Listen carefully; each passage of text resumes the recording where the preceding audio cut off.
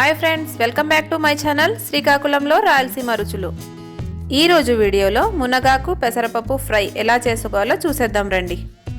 ముందుగా మునగాకును కాడలు లేకుండా ఆకులను మాత్రమే ఇలా వీడియోలో చూపిస్తున్న విధంగా వలుచుకోవాలి.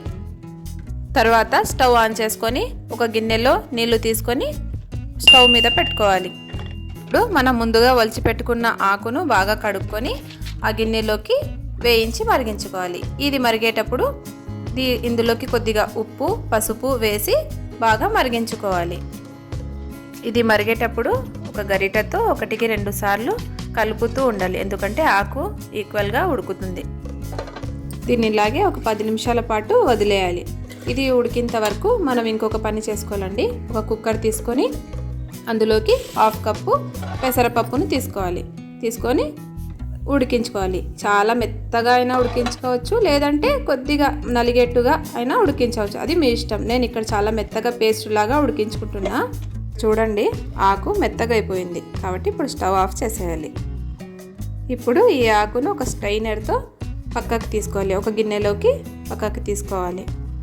ఇప్పుడు స్టవ్ ఆన్ చేసుకొని ఒక కళాయి పెట్టుకొని అందులో కొద్దిగా నూనె వేసి పచ్చి కరివేపాకు ఉంటే పచ్చి కరివేపాకు వేసుకొని మనం తరిగి పెట్టుకున్న ఉల్లిపాయ ముక్కలు వేసి కొద్దిగా వేగనివ్వాలి. ఇలా ఉల్లిపాయ ముక్కలు కొద్దిగా వేగాక అందులోకి ఉప్పు, పసుపు, కారం వేసుకోవాలి. ఇలా 3 వేసుకున్న తర్వాత ఉల్లిపాయ ముక్కలు కొద్దిగా మెత్తగా మగ్గేంత వరకు వదిలేయాలి. ఇలా ఉల్లిపాయలు కొద్దిగా వేగిన తర్వాత మనం ఉడికించి పెట్టుకున్న పెసరపప్పు ఉంటుంది కదండి, అది తీసుకొని అందులోకి వేసుకోవాలి. ఇక్కడ నేను మెత్తగా ఎందుకు ఉడికించుకున్నాను పెసరపప్పు అంటే, ఇది ఆకు వేసిన తర్వాత ఈ పప్పు ఆకుని అంతటినీ పట్టేలాగా కలుపుకోవాలండి. ఎందుకంటే అది ఆకుకి పప్పుని పట్టించిన తర్వాత ఆకు చేదుగా అనిపించదనమాట, తినడానికి బాగా టేస్ట్గా ఉంటుంది.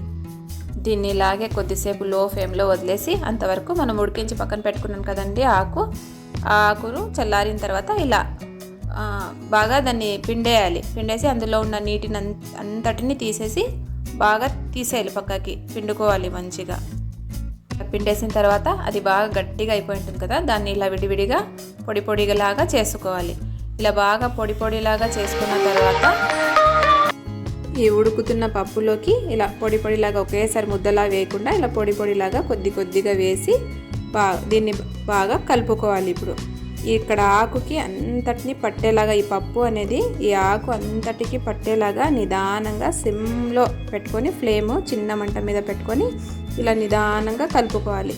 ఈ ఆకునంతటిని పట్టితేనే టేస్ట్ ఉంటుందండి పప్పు, ఎందుకంటే ఉప్పు, కారం అన్నీ అందులో ఉంటాయి కాబట్టి ఇది బాగా కలుపుకోవాలి.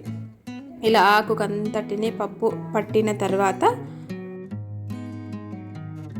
1 నిమిషం పాటు అలా వదిలేసి తర్వాత మనం తరిగి పెట్టుకున్న కొత్తిమీరని తీసుకొని ఇలా పైనుంచి చల్లుకోవాలి, అంతే.